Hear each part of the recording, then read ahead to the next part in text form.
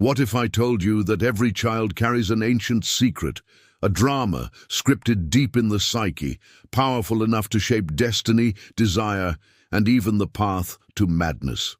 Today, we descend into the most controversial chamber of Sigmund Freud's mind, to uncover a theory so unsettling it redefined the human soul itself.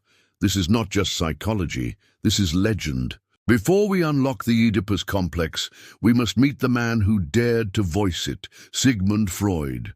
Born in 1856 in Moravia, Freud would rise to become the father of psychoanalysis, a science of the soul that many revered and others reviled. Freud didn't just study the mind, he explored its shadows. He believed that beneath the rational surface of our thoughts lies a turbulent sea of unconscious desires.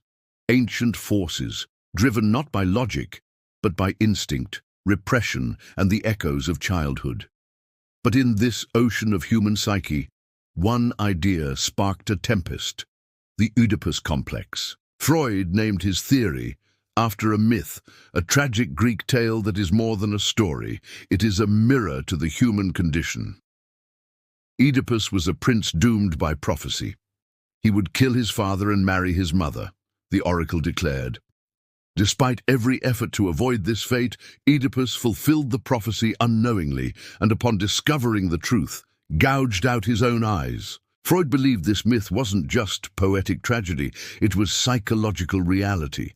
He argued that within every young boy is a hidden wish, a desire for the mother's affection and jealousy toward the father. Not literally, but emotionally, symbolically, unconsciously. This, he claimed, was the Oedipus Complex. Let's be clear, Freud wasn't saying every child wants to kill their dad and sleep with their mom. That's the surface interpretation, and it misses the depth. The Oedipus Complex, in its psychological form, describes a stage in early childhood, typically between ages 3 and 6, when a boy becomes emotionally attached to his mother and sees his father as a rival. For girls, Freud later described a parallel, the Electra complex, involving desire for the father and rivalry with the mother. But it's not about sex in the adult sense. It's about emotional dependency, identity, and the first dance with boundaries, power, and love. The child sees the parent not just as caregiver, but as the first object of desire. And in that innocent longing, the roots of repression, guilt, and identity take shape. Pause with me now. Reflect. Is this theory not a mirror of human yearning for approval, for love, for belonging? We begin life as centers of the universe. Our parents are gods. But as awareness dawns, we face the painful truth. Love has limits. Attention is divided. We must compete, we must negotiate, we must surrender. Freud said this conflict becomes the crucible of the self. How we resolve or fail to resolve this unconscious rivalry becomes the skeleton of our adult personality.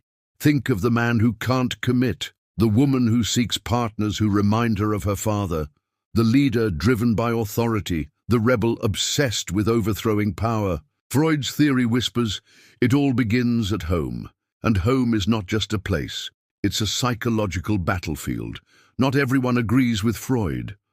Modern psychologists have challenged the Oedipus complex on multiple fronts. Some say it's overly focused on sex. Others argue it reflects Victorian-era biases. Feminists like Karen Horney rejected Freud's male-centric model, suggesting that girls' development couldn't be understood through a lens of envy and lack. Today, neuroscience and cognitive psychology offer different maps of the mind, but even Freud's harshest critics admit the idea of early childhood shaping identity is now foundational. So, was Freud wrong? Not entirely. He may have described the wrong mechanism, but the truth beneath his theory, that our first relationships shape our souls, is something we still wrestle with. Now listen carefully.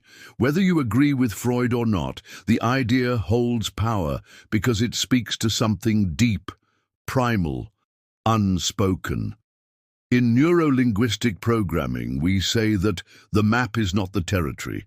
Freud's theory is a map, a metaphor, and metaphors are the language of the unconscious. Your mind listens to stories, archetypes, emotional truths wrapped in ancient symbols. The Oedipus Complex may not describe every life, but it holds a metaphor that echoes in every heart.